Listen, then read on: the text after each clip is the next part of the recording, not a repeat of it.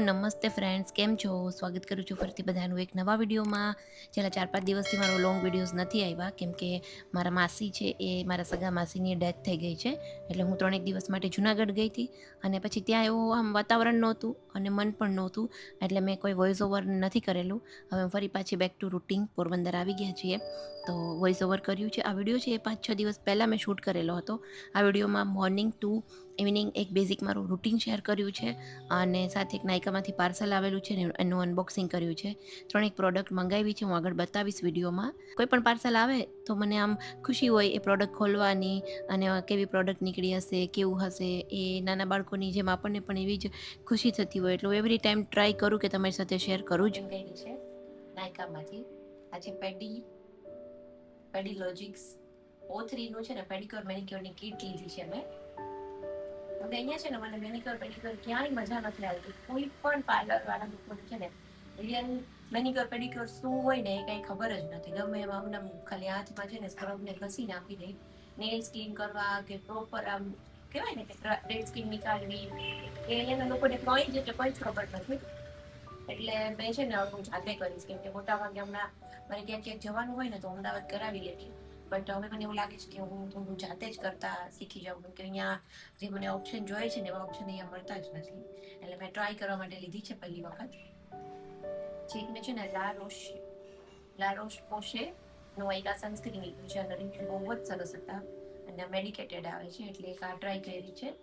Sunscreen છે ને હું અલગ અલગ ઘણા ટ્રાય કરતી હોઉં છું અને એમાંથી અત્યારે તો મારું ફેવરિટ ડોટ એન્ડ કીનું છે જ, બટ એક મેડિકેટેડ મને જોતું હતું એટલે મેં આ વાળું ઘણું બધું રિસર્ચ કર્યા પછી એક આ ટ્રાય કરવા માટે મંગાવ્યું છે. એટલે મેં નાની 15 ml ની બોટલ આવે ને એ જ મંગાવી છે.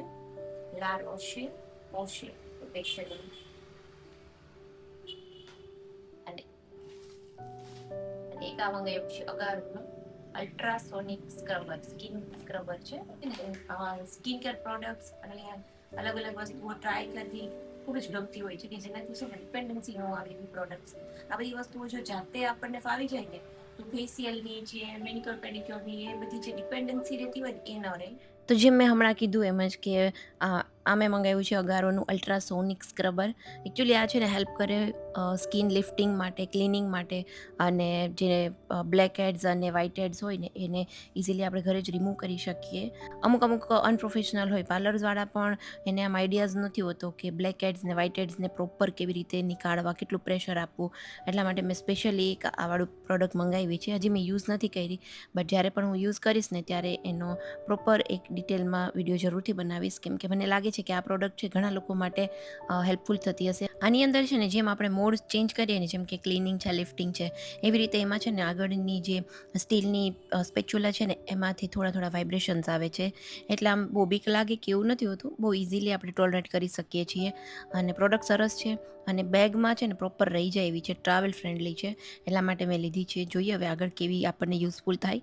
બાકી જો આવાળું મેનિક્યોર પેડિક્યોરની કીટ લીધી છે અને એક સનસ્ક્રીન ટ્રાય કર્યું છે. સનસ્ક્રીનના રિવ્યૂઝ હું આગળ આપીશ કેમ કે થોડો ટાઈમ અમુક પ્રોડક્ટ યુઝ કર્યા પછી આપણને વધારે આપણે એના વિશે કહી શકીએ. બસ જો પાર્સલ બધું ખોલી નાખ્યું છે.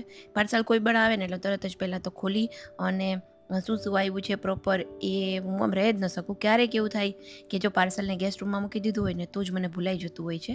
અને આજે હું થોડું માર્કેટ ગઈ હતી તો સાથે શાકભાજી અને થોડું ફ્રૂટ્સ પણ લાવી છું.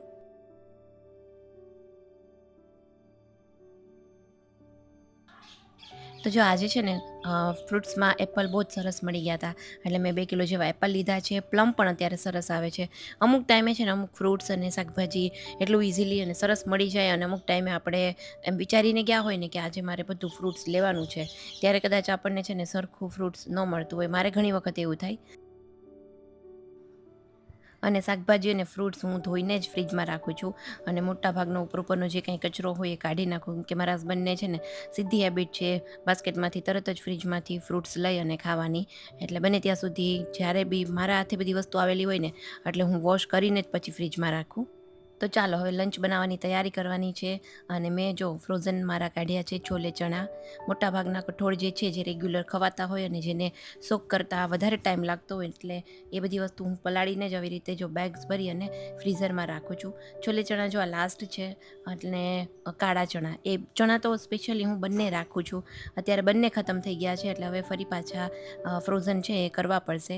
અને આજે છે ને સરસ મજાનું હેલ્ધી એવું સલાડ બનાવવાની છું, કેમ કે હમણાંથી મને છે ને થોડા ટાઈમે મને આમ એવા ફેઝ આવે કે મારું બોડી વધી ગયું છે. અમુક આપણા હોર્મોન્સ, આપણી જે આખી સાયકલ હોય ને એમાં અમુક દિવસો એવા હોય કે થોડા હેવી લાગે, ત્યારે મને એવું ફીલ થાય કે બસ હું હેલ્ધી ખાઉં અને થોડું ડાયટ સ્ટાર્ટ કરું. આજે પણ મને એવું થાય છે, એટલે મેં કીધું ચલો ચણા પડ્યા છે ને તો ચણા જ બાફી નાખીએ અને એનું સરસ મજાનું એક હેલ્ધી એવું સલાડ છે એ બનાવી નાખીએ.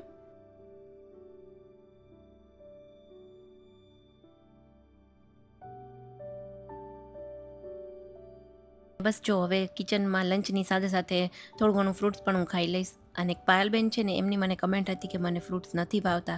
તો ફ્રૂટ્સ તો જરૂરથી ખાવા જોઈએ. સિઝનલ કોઈ પણ ફ્રૂટ્સ છે, આપણે ફ્રૂટ્સથી આખો દિવસ કે એક ટાઈમનું આખું પેટ ન ભરી શકીએ એટલા તો આપણને ન ભાવે. બટ હા, ફ્રૂટ્સ જે છે આપણી ડાયટમાં એકાદું ફ્રૂટ આખા દિવસમાં જરૂરથી લેવું જોઈએ. એમાં સ્પેશિયલી જેમાંથી વિટામિન સી મળતું હોય ને એવા ફ્રૂટ્સ તો જરૂરથી ખાવા જોઈએ, જેમ કે પ્લમ છે, દ્રાક્ષ છે, આ જામફળ છે, અને જે કોઈ બી જેમાં વિટામિન સી ભરપૂર માત્રામાં હોય. ગ્વાવા જે જામફળ છે ને એમાં ખૂબ જ વિટામિન સી હોય છે બીજા ફ્રૂટ્સની કમ્પેરિઝનમાં.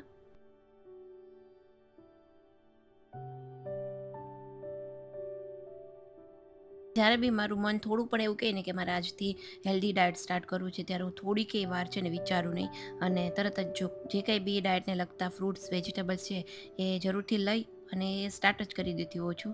એટલે આજે પણ મેં એવું જ કર્યું. અને એક ફાયદો છે ને, એ આજે આપણે કઠોળ પલાળવાને રાખીએ ને એનો ફાયદો એ જ થાય છે કે ગમે ત્યારે ઓછું ખાવાની ઈચ્છા હોય, બહુ જમવાની ઈચ્છા ન હોય, ત્યારે કોઈ પણ કઠોળ જે હોય ને એને આપણે બસ બાફી અને એની ચાટ જેવું બનાવી અને ઇઝીલી આપણે ખાઈ શકીએ.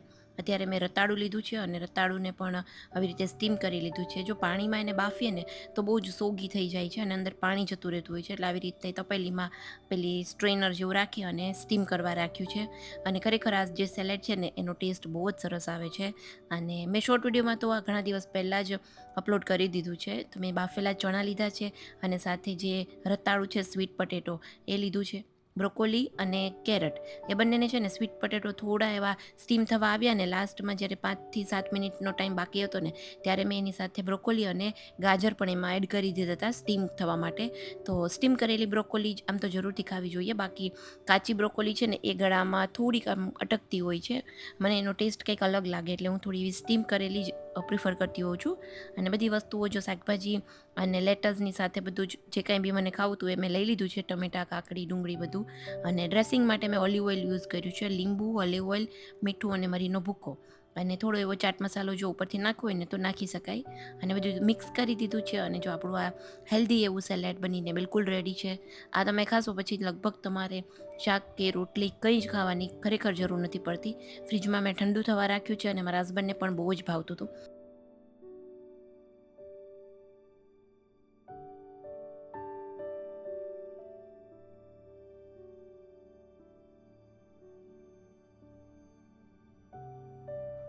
ઓલમોસ્ટ બધું જ અત્યારે લંચ બનીને રેડી છે. પ્રહાન આવે ને ત્યારે હું એની સાથે જમતી હોઉં છું, એટલે હજી એને આવવાનો ટાઈમ છે. એ પહેલાં મેં કીધું મારું એપલ સાઇડર વિનેગર છે એ લઈ લઉં. અને પ્લિક્સનો હું યુઝ કરું છું. એટલે પાણીનો એક ગ્લાસ હોય એની અંદર એક ટેબ્લેટ છે જમતા પહેલાં નાખી દેવાની. લગભગ અડધી કલાક કે પોણી કલાક જેવો ટાઈમ હોય ને જમવાનો, એ પહેલાં આ પીવાનું. અને આનાથી મને તો બહુ કંઈ એટલો હજી ફાયદો દેખાતો નથી. બટ હા, ક્રેવિંગ્સ જે છે ને આપણી થોડી કંટ્રોલમાં રહી. સ્પેશિયલી શુગર ક્રેવિંગ્સ અને ફાસ્ટ ફૂડની ક્રેવિંગ્સ ન થાય, તો એ એક સૌથી મોટો ફાયદો જ છે. એટલે હું લઉં છું. આમ તો એને રેગ્યુલર પીવાથી એનો જે રિઝલ્ટ છે એ દેખાતું હોય છે, બટ ક્યારેક ક્યારેક હું ભૂલી જતી હોઉં છું. અને અત્યારે હજી મારી પાસે થોડો ટાઈમ છે, તો મેં કીધું આ ટાઈમ બેસ્ટ હોય છે. થોડું એડિટિંગ છે અને બાકી થોડું ઘણું જે કાંઈ મારું મોબાઈલનું મેઇન તો યુટ્યુબનું જે કામ હોય ને એ જ હું અત્યારે કરતી હોઉં છું. અને બસ હવે પ્રહારની વેઇટ કરું છું સાથે સાથે.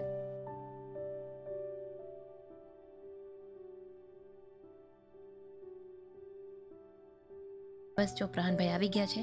આખો દિવસ છે ને એના વગર આમ મજા ના આવે. સવારનો 7 વાગ્યાનો ગયો હોય ને તો બપોરે આવતા આવતા 2:30 વાગી જતા હોય છે. એટલે બહુ લોંગ આવર્સ થઈ જાય છે સ્કૂલની. બટ થોડી દૂર પણ છે સ્કૂલ, એટલે આવવા જવામાં પણ થોડું અડધી કલાક વહેલું જવું પડે છે એને. અને આવીને તો તરત જ સ્કૂલની વાતો કરે, અને એનો મૂડ હોય ને ત્યારે જ હું એને પૂછું બધું. બાકી આવીને હું બહુ એને આમ પૂછ ન કરું, કેમકે એને બસ થોડું એનું વેલકમ કરી લો, આવ્યો દીકો આમ તેમ કરીને, અને પછી એ સામેથી બધી વસ્તુ કહે તો સાંભળું, અને બાકી પછી એને કહું કે કપડાં ચેન્જ કરી લે, જમવું છે, જે કાંઈ બી એને કરવું હોય ને એ કરવા દો. આવીને હું 15-20 મિનિટ તો હું એને બોલાવું જ નહીં, એના મૂડ ઉપર ડિપેન્ડ હોય. જો સારો મૂડ હોય તો એ સામેથી જ મારી સાથે બધી વાતો શેર કરવા માંડે. અને સૌથી પહેલાં એક મધરને એમ જ હોય કે આજે લંચ આપ્યું હતું એ કેટલું ખાધું છે કે નહીં, ચલો ચેક કરી લઈએ. એટલે મારું એક જ રૂટીન છે, જેવો આવે ને એટલે તરત જ લંચ બોક્સ ચેક કરું. આજે એ છે ને થોડું મિલ્ક લઈ ગયો હતો, થોડું પેલું કોકો પાવડરવાળું ને એવું, કેમ કે આજે એને ફ્રૂટ્સ ખાવાનું કોઈ મન નહોતું, એટલે મને સવારથી જ કીધું હતું કે આજે મને થોડું ચોકલેટ મિલ્ક બનાવી દેજે. એટલે આજે આ બોટલમાં એ લઈ ગયો હતો, અને ઠંડુ લઈ જાય છે. અને ગયા પછી લગભગ કલાક કે 1.5 કલાકમાં જ એને પીવાનું હોય છે, એટલે બગડતું નથી, સારું રહે છે, અને એને મજા આવે છે એનાથી. એને થોડું આમ એનર્જેટિક લાગે છે, એટલે હું પછી ક્યારેક ક્યારેક એને આપતી હોઉં છું.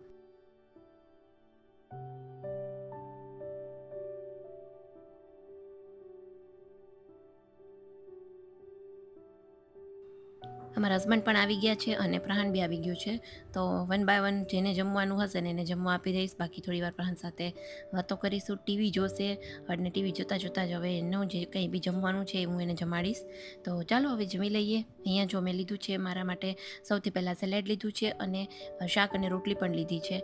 સૌથી પહેલાં છે ને મેં પ્રિફર કર્યું છે સલાડ ખાવાનું. સૌથી પહેલાં સલાડ ખાઈશ, અને પછી કેવી ભૂખ છે ને એના ઉપર હું આગળ જમવાની છું.